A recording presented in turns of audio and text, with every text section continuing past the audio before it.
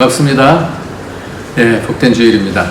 오늘 8월 첫 주일 주님 앞에 감사함으로 예배드리기를 원합니다. 다 같이 일어나시겠습니다. 묵상으로 기도합니다.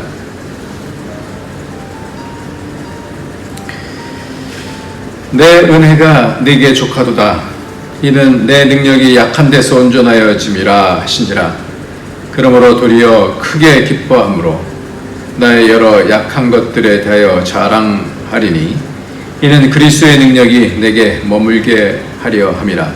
그러므로 내가 그리스도를 위하여 약한 것들과 능력과 궁핍과 박해와 곤고를 기뻐하니 이는 내가 약한 그때에 강함이라. 아멘. 존귀하신 하나님 아버지, 우리에게 우리 삶 가운데서 영혼을 주시고 이 땅에서 역사를 가지고 살 수 있도록 은혜 베풀어 주시니 감사합니다.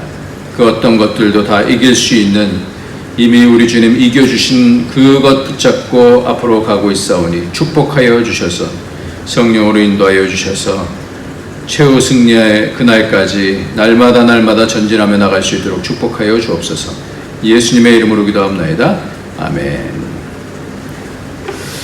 이 시간에 우리 다 같이 찬송가 32장입니다. 만유의 주제.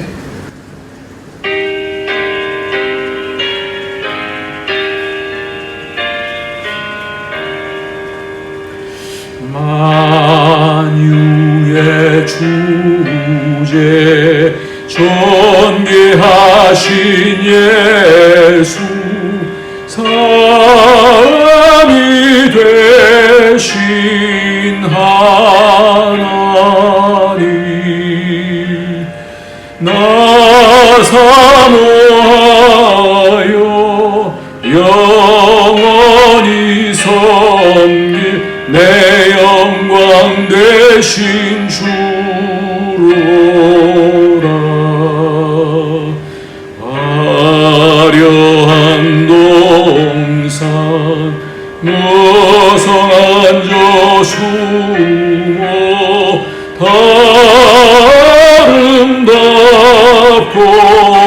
묘하나 순전한 예수 더 아름다워 봄 같은 기쁨 주시네. 광명한 해와 명랑한 저 달빛 수많은 별들 빛나 주 예수 비춘 더 찬란하여 참 비교할 수 없도다.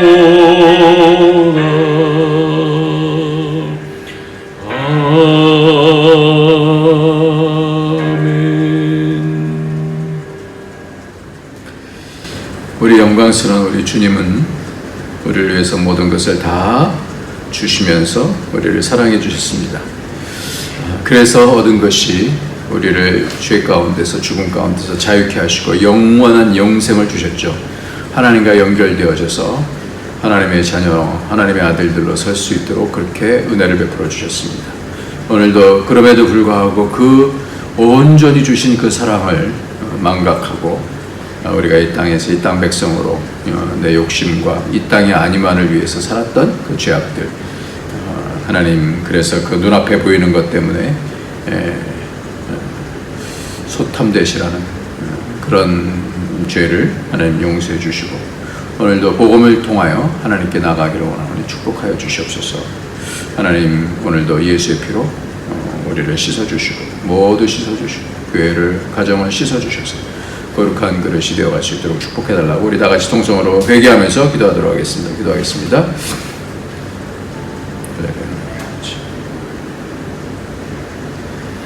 주님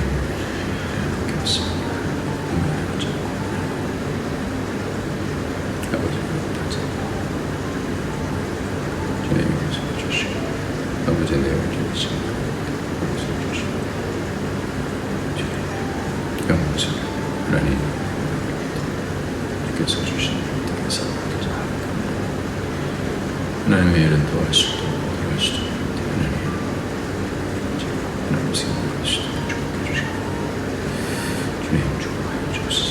성령님 주옵소서. 예수의 피로 위해서 주옵소서.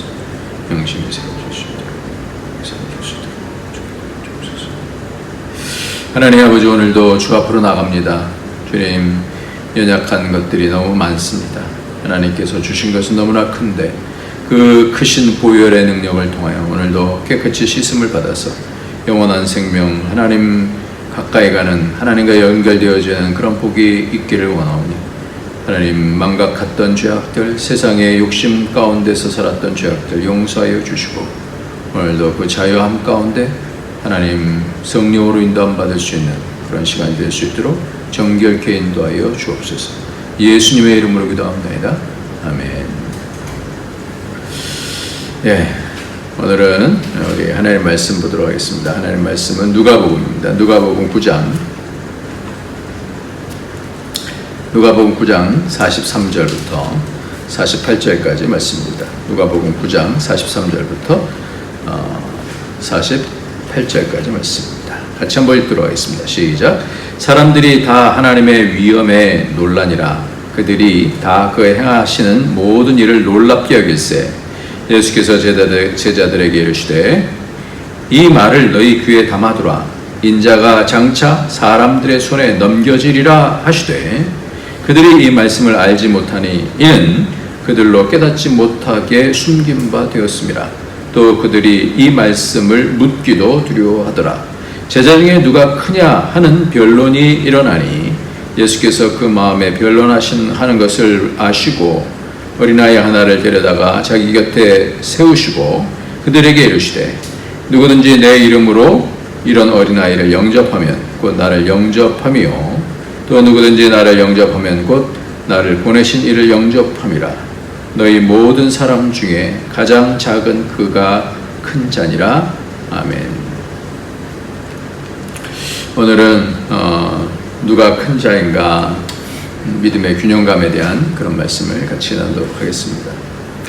어제와 오늘에 걸쳐서 우리 안덕교회에서 어린이 성경학교, 어린이 여름 성경학교를 합니다. 코로나로 인해서 한국에서 교재를 구입하기가 참 어려웠어요. 배달이 너무 힘들어요. 그리고 비용도 엄청나게 비싸고 시간도 언제 올지 모르는 그런 상황 속에서 그럼에도 불구하고 15개를 구입했고 믿음으로 15명의 학생들이 오기로 했습니다. 해서 와서 했습니다. 여러 가지 사단의 방해도 많이 있었지만 그런 어려움 가운데서도 하나님께서 은혜를 주셨습니다. 예전에 한국에서 여름 성경학교를 할 때에는 한 100명가량의 아이들이 바글바글 했었습니다. 그런데 이곳에서 지금 하는 이 여름 성경학교는 정말 한 명 한 명이 너무나 소중한 것 같아요. 오늘 본문에서도 어린아이를 영접하라는 말씀이 갑자기 등장합니다. 오늘 말씀에 있어서 조금 예수님의 전체 사역 가운데 있어서 오늘 갑자기 어린이에 대한 말씀을 불쑥 이렇게 꺼내시는 것이 왜 그런 건지 우리가 찾아봐야 될 것 같아요. 그러니까 오늘 말씀만 딱 떼서 어린이를 소중히 여기라는 그런 말씀으로 보면 1차적인 교훈으로는 맞아요. 그러나 그 말씀을 하려고 하는 것은 사실은 아니에요. 그러니까 오늘 이 말씀, 어린이를 영접하라라고 하는 그런 말씀을 왜 하셨는가? 우리는 지난 몇 주 전부터 변화산의 놀라운 경험과 그 아래에서 9 제자들이 능력을 이미 받았는데도 불구하고 귀신 들린 자들을 치료 못하는 그런 과정을 보았습니다. 그리고 그 큰 능력을 나타내시고 갑자기 느닷없이 그 다음에 사람들이 그 권위 때문에 그 위험에 놀랐다 그랬어요. 그런데 갑자기 느닷없이 어린아이에 대한 말씀을 하시는 것이 뭐냐. 그리고 그 가운데서 누가 크냐라는 그런 논쟁이 있었죠. 제자들은 아마도 그랬던 것 같아요. 이런 큰 능력을 행하시는 주님을 모시게 될 때 얼마나 뿌듯하겠어요. 우리 주님이 못하시는 게 없는 거예요. 만능이신 거예요. 이런 것에 대해서 얼마나 고무가 됐겠어요. 내가 모시는 이 주님이 이렇게 많은 사람들이 뭐 다들 감탄에 그 위험에 와 이걸 어떻게 사람이 할 수 있나 이런 상황 가운데 그때 주님은 주님에 대해서 그럼 그 주님을 모시는데 내가 크냐 네가 크냐 이런 논쟁을 하고 있는 거예요.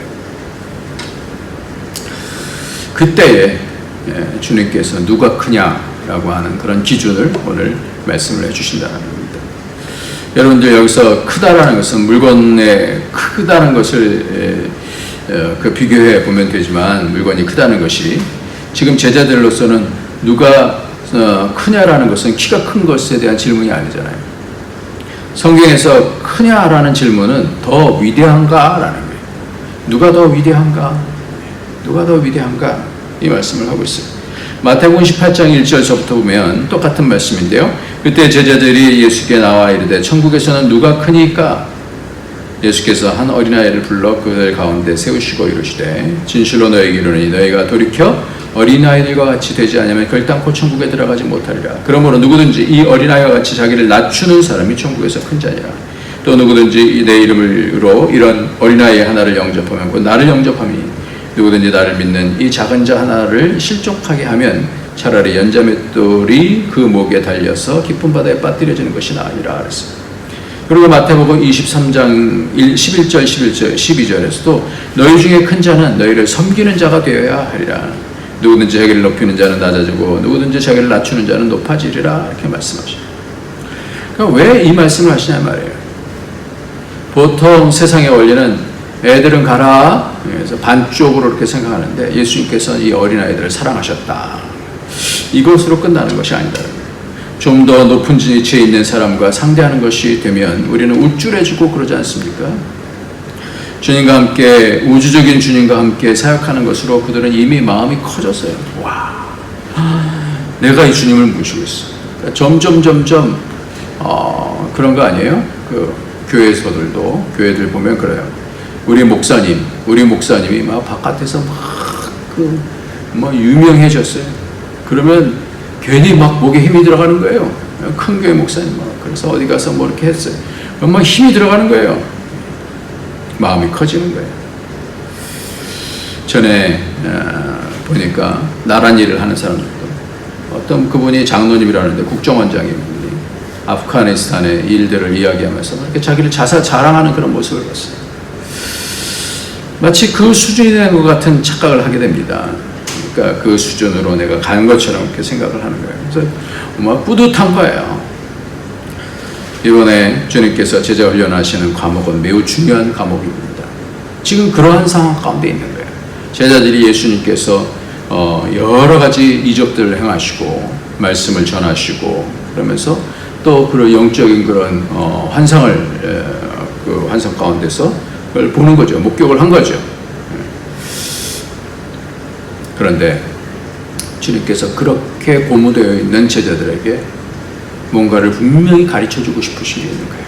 천국은 어떠냐? 천국은 그런 게 아니다 라고 말씀해주고 계시는 것입니다. 이번에 그 이민찬이라고 하는 학생이 젊은 학생이 콩쿨 입상했잖아요.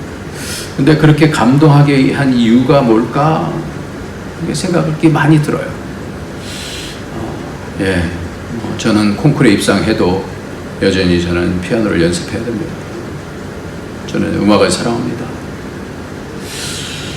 그렇게 얘기를 하는데 이게 다른 수준이네, 다른 멘탈이네 이런 생각이 드는 거예요. 우리 보통 그 콩쿨 입상하기 위해서 막 애쓰다가 그거 되면 얼마나 뿌듯하겠어요? 다른 걸 보는 거예요. 보통 쫄부가 부 때문에 설치는 것이 참 보기 민망하잖아요. 권력을 잡은 이들이 나 누구야? 뭐 이런 거 그런 아들들도 나 누구 아들이야? 막 이런 것들 꼴보기 싫잖아요. 하나님 나라의 원리는 무엇이냐 말이에요. 하나님 나라의 원리는 무엇이냐? 우리가 이 땅에서 크게 배워야 할 주님의 원리가 오늘 말씀이 나오는 거예요. 하나님 나라는 뭐냐? 그것이야말로 이 땅을 천국으로 만드는 그것이다라는 거예요. 그러니까 오늘도 하나님 나라를 설명하면서 어린아이에 대해서 말씀을 하시는 거예요. 그 이유가 뭘까?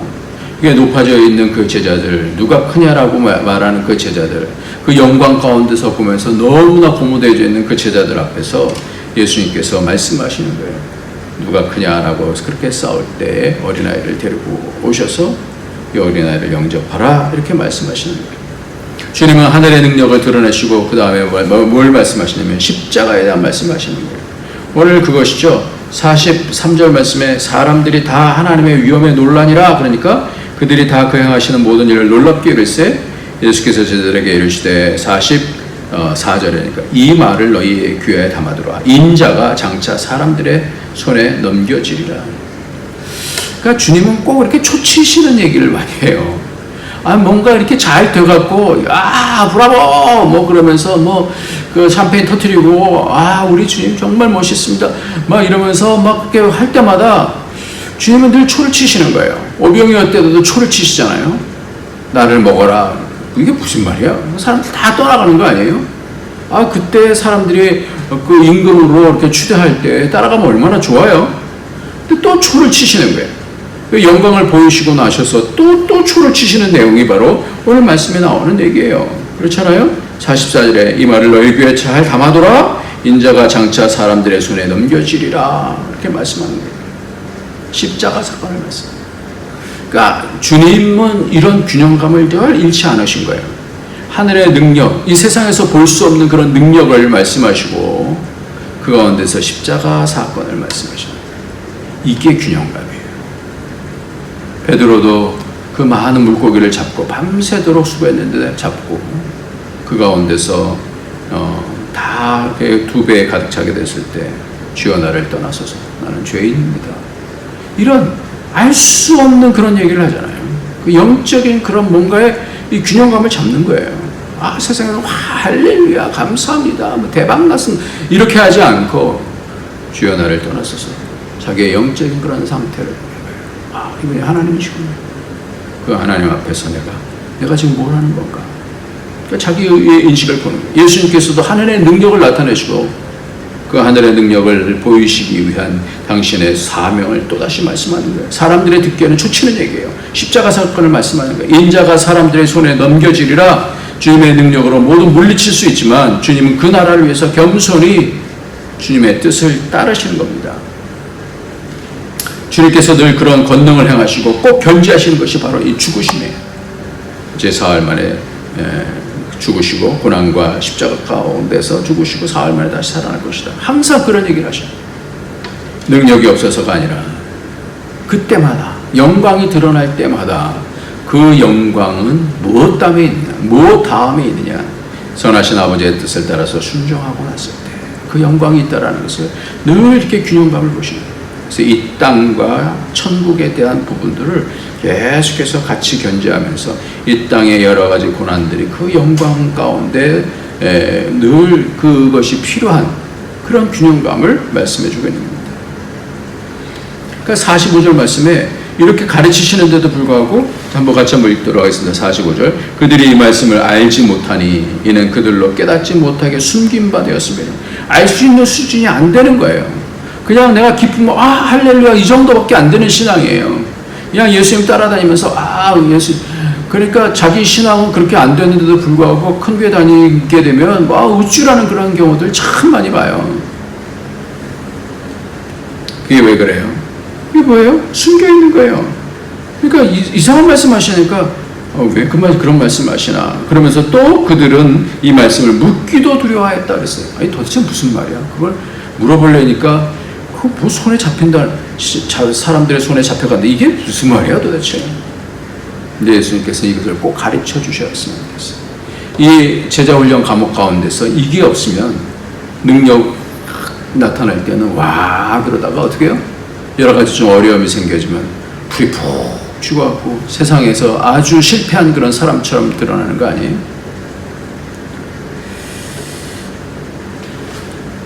능력 있는 사람이 그 능력이 드러날 때 그 영광을 참는 것이 그것이 가장 어려운 일이죠. 능력이 드러날 때, 겸손할 때, 그때 하나님 나라가 나타나는 것입니다. 그때 하나님 나라가 오는 거예요. 그때 감동이 있어요.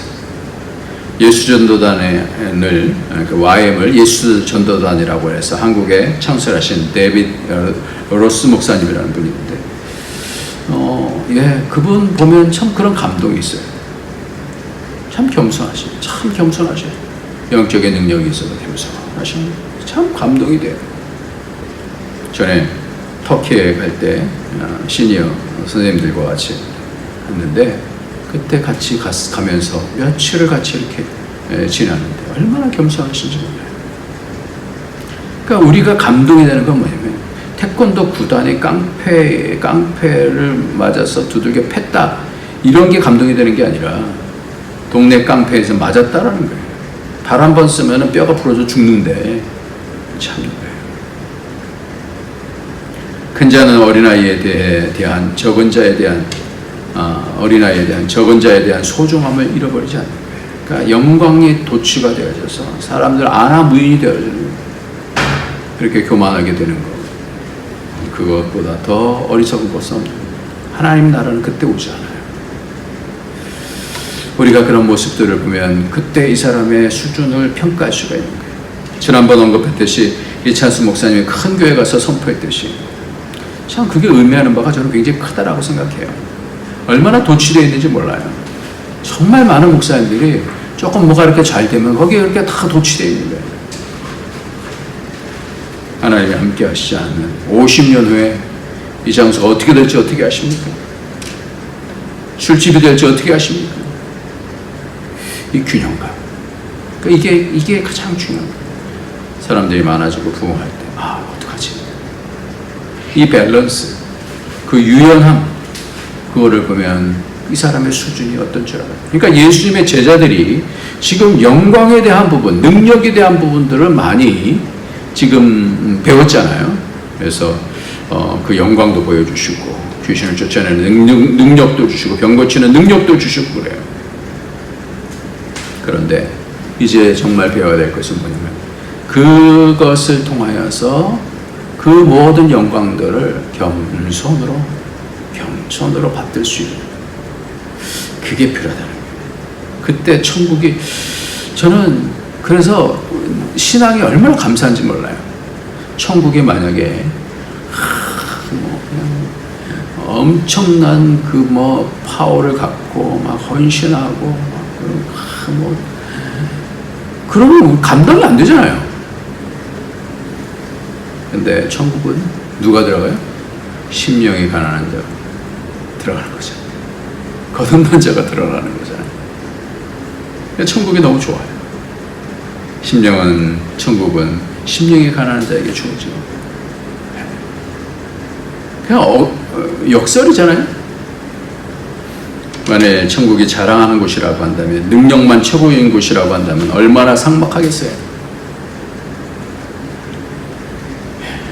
주님은 어린아이를 불러서 왜 이런 어린아이와 같이 낮추는 사람이 천국에서 큰 자라고 하시나요?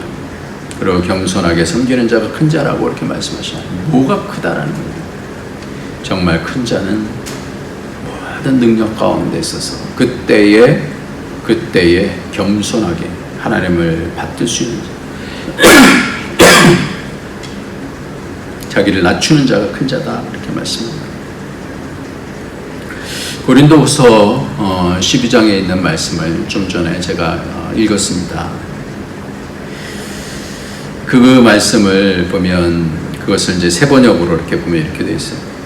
자랑함이 나에게 이루을 것이 없으나 이미 말이 나왔으니 주님께서 보여주신 환상들과 계시들을 말할까 합니다. 나는 그리스도를 믿는 사람 하나를 알고 있습니다. 그는 14년 전에 셋째 하늘에까지 이끌려 올라갔습니다. 그때 그가 몸 안에 있었는지 몸 밖에 있었는지 나는 알지 못하지만 하나님은 아십니다. 나는 이 사람을 압니다. 그가 몸을 입은 채 그렇게 했는지 몸을 떠나서 그렇게 했는지를 나는 알지 못하지만 하나님께서는 아십니다. 이 사람이 낙원에 이끌려 올라가서 말로 표현할 수 없고 사람이 말해서도 안 되는 말씀을 들었습니다. 나는 이런 사람을 자랑하려고 합니다. 그러나 나 자신을 두고서는 내 약한 것밖에는 자랑하지 않겠습니다. 내가 자랑하려 하더라도 진실을 말할 터이므로 어리석은 사람이 되지는 않을 것입니다. 그러나 자랑은 삼가겠습니다. 그것은 사람들이 내게서 보거나 들은 것 이상으로 나를 평가하지 않게 하려는 것입니다. 14년 전에 실제로 자기 자신의 경험한 거 아니에요. 셋째 하늘과 낙원에 이끌려서 말로 표현할 수 없는 그 환상과 계시를 봤어요. 셋째 하늘, 하나님이 거하시는 그 세계를 얘기하죠. 그 셋째 하늘은 4절에서 언급된 낙원과 같은 그런 장소로서 하나님이 계시는 곳이죠. 천국 백성들이 가는 영원한 그런 장소를 얘기하는 거예요. 그런데 이 사람이 뭐라고 그래요?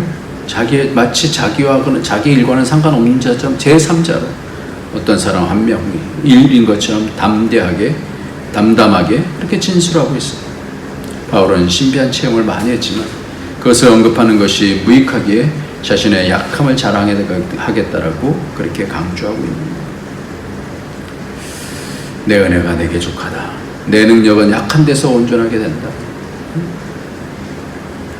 그러니까 계시를 받았지만 주님께서는 그에게 뭘 주셔요? 그 영광스러운 계시를 받았지만 육체의 가시를 주셨어요. 육체의 가시. 하나님 참 이상하시죠? 근데 육체의 가시를 주시면서 하시면 내 은혜가 내게 족하다. 내 능력이 약한 데서 온전하게 된다. 주님 그렇게 말씀하시는 거예요. 그러니까 바로 이게 진짜 천국을 만나게 하는 거예요. 진짜 천국은 겸손한 가운데서 있는 거예요. 오늘날 우리는 강자와 약자의 패러다임 속에서 살아갑니다. 그래서 다 1등으로 치달아야 되는 거예요. 그러니까 다 루저가 되는 것이죠.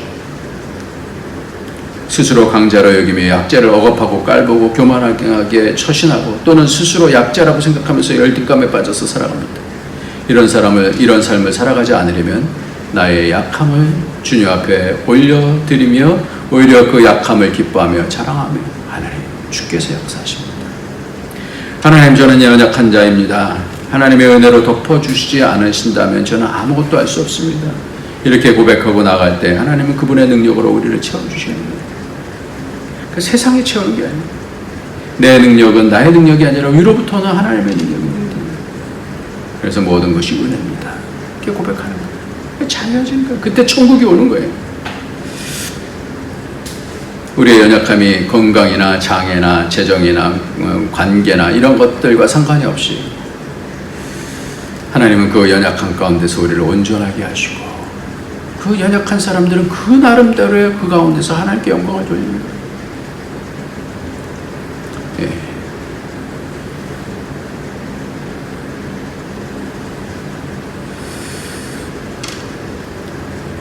그 가운데서 하나님께 영광. 이번에 신문을 봤더니 이지선 교수에 대한 부분 3도 화상을 다 입고 손가락을 그 화상 때문에 다 잘라내야 돼요. 그래서 잘라낸 그 마디 가지고 그리고 타이핑을 쳐서 참 남이 알 수 없는 그 속에서의 강함, 어찌 그거보다 더 강할 수 있겠어요? 내가 약하기 때문에 오히려 내가 강하기 때문에 난 약합니다. 그러나 하나님이 나를 세우셔서 쓰시는 대로 이렇게 쓰시는 거예요. 말할 수 없는 신비한 체험을 했고 누구도 해낼 수 없는 선교의 지평을 열었던 그 바울, 그 모든 것이 자신의 강함과 능력이 아니라 그 약함을 쓰시는 하나님의 능력이었습니다. 그때 천국은 심령이 가난해집니다. 약함이 오히려 주님의 강함을 드러내는 통로가 됩니다. 겸손함을 통하여 내가 하지 않았습니다. 하나님이 주셨습니다. 주의 은혜가 내게 족하다라 그렇게 말씀하는 거예요.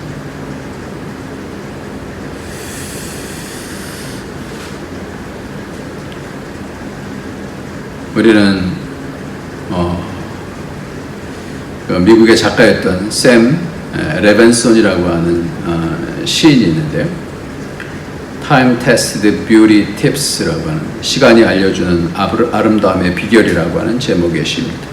이 시는 원래 그의 손녀를 위해 쓴 편지 속에 있던 시였는데 오드리 헵번이 이 시에 공감했고 영학의 은퇴 이후에 유니세프 대사로서 인권운동과 자선사업 활동에 참가하고 제3세계 오지 마을에 가서 아이들을 도와주는 계기로 된 이 시로 유명한 것이, 미소 짓는 노년의 햇번에 보여준 아름다운 모습은 젊을 때 미녀의 이미지 못지않게 유명해졌고 세계적인 찬사를 받았습니다.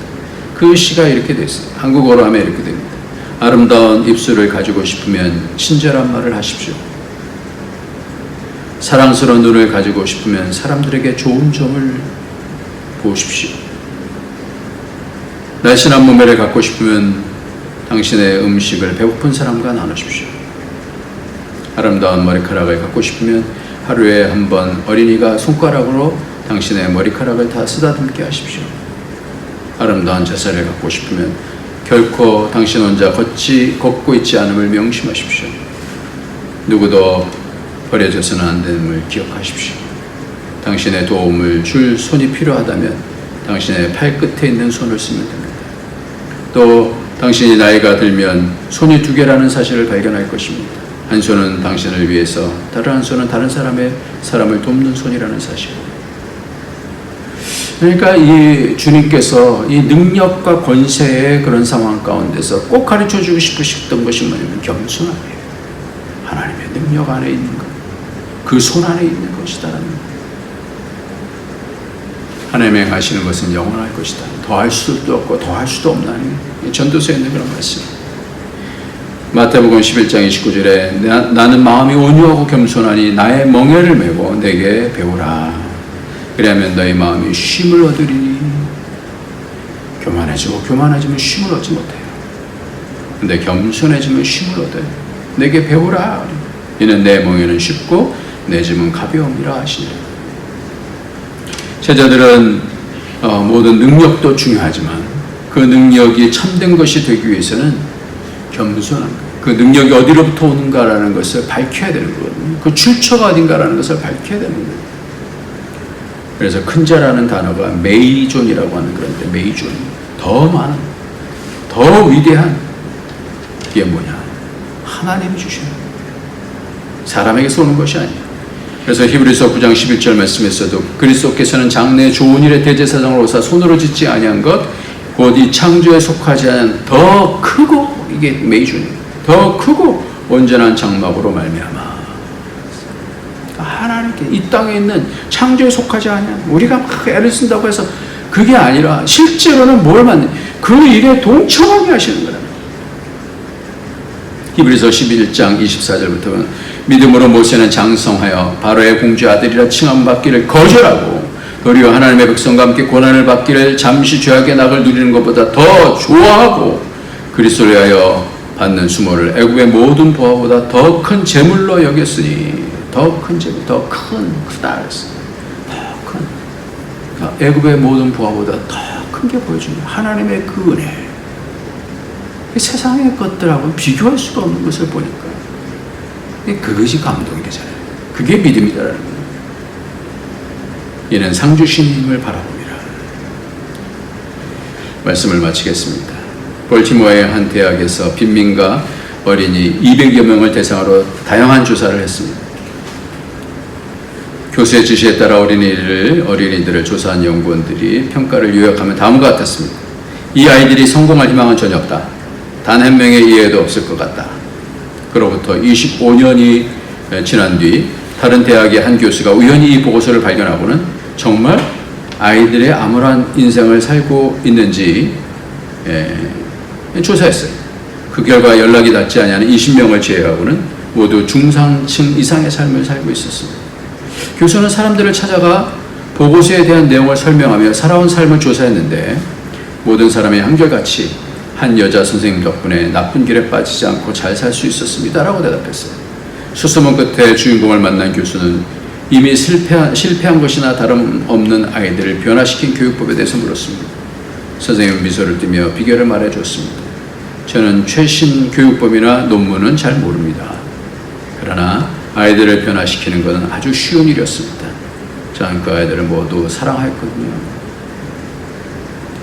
이렇게 참 사람들의 생각하는 그 패턴과 하나님께서 일하시는 패턴은 이렇게 다른 거예요. 독일의 비텐베르그 광장에는 루터와 멜랑흐톤의 동상이 나란히 서 있습니다. 루터에 대해서는 모를 수가 없지만 멜랑흐톤은 아는 사람이 거의 없습니다.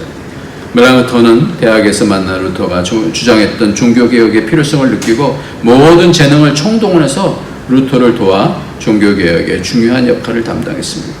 다양한 학문에 능통했던 멜랑흐톤은 루터보다도 박식했으나 스스로를 드러내지 않고 뒤에서 최선을 다해 보조했습니다. 루터 성경으로 알려진 최초의 독일어 성경 번역본은 사실 루터보다 멜랑흐톤의 역할이 더 컸고 루터의 주장을 학문적으로 잘 정립해서 사람들을 설득하는 일도 멜랑흐톤 때문에 가능했습니다. 루터는 세상을 떠나기 전 종교개혁에 관한 모든 것은 하나님이 하셨을 뿐 내가 한 일은 아무것도 없다라고 말했습니다. 루터와 같은 마음으로 조력한 멜랑흐톤과 같은 수많은 동역자들 덕분에 진리의 빛이 밝혀질 수 있다는 것을 깨달았기 때문에 그렇습니다. 그러니까 우리는 그 일 감당하면 됩니다. 다 1등 할 필요 없어요. 다 잘난 것 할 필요 없어요. 하나님이 나중에 루터보다 멜랑흐톤을 더 칭찬하실 수 있고 그렇지 않겠어요? 오늘 말씀은 그래요. 제자들이 다 있었어요.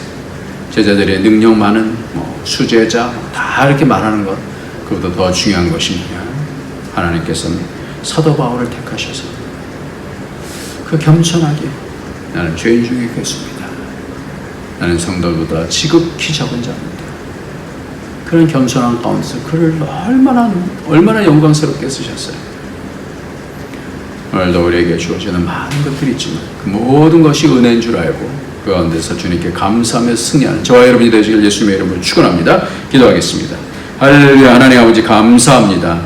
주께서 주시는 것 능력뿐만 아니라 그 모든 것이 하나님은 선하시고 그 하나님께서 은혜 가운데 행하시는 것을 알게 하시고 또 겸손하게 또 받들게 해주셔서 감사합니다.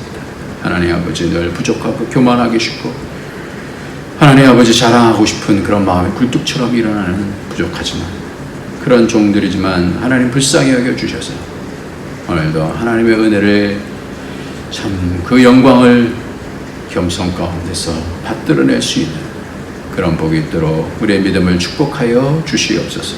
예수님의 이름으로 기도합나이다. 아멘. 이 시간에 우리 다 같이 찬송가 427장 찬양 부르시면서 하나님께 예물 드리시겠습니다. 427장입니다.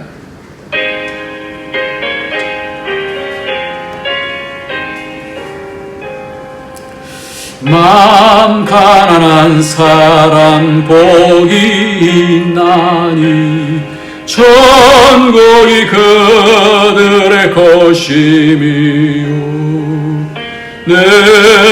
내통하는 이 복이 있나니 그들이 위로를 받으리라 온유한 사람은 복이 있나니 그 땅이 기업이 될 것이요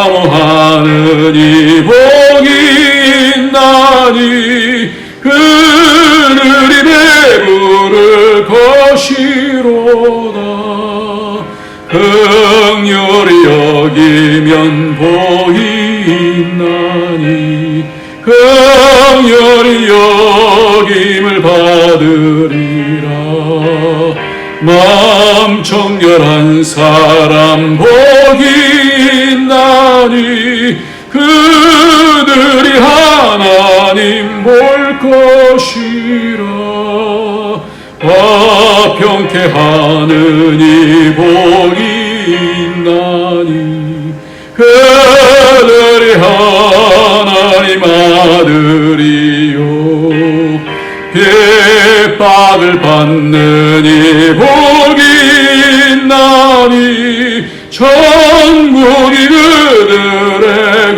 것임이라 주 위에 욕보면 복이 있나니 하늘의 큰 상을 받으리라 성부와 성자와 성령께 영광 영원히 돌리리라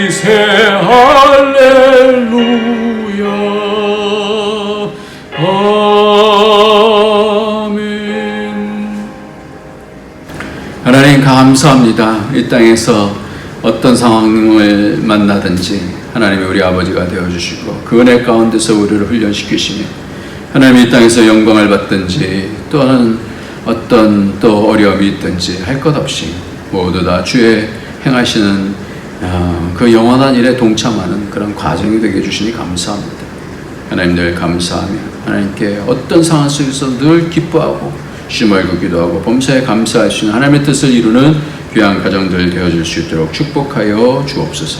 예수님의 이름으로 기도합나이다. 아멘. 이제는 우리 주 예수 그리스도의 무한하신 은혜와 독생자 아낌없이 주신 하나님의 크신 사랑 성령의 교통교제 충만 인도하시니 오늘도 주께서 우리를 인도하시고 그 영원한 나라에 데려갈 것을 이 땅에서 훈련시키시는 것을 알고 늘 감사하고 겸손하게 하나님 섬기기를 원하는 주의 모든 권속들 머리에 그 가정에 그 하는 모든 일들 위해 우리 안디옥 교회 위에 이제부터 영원토록 함께 있을지어다. 아멘.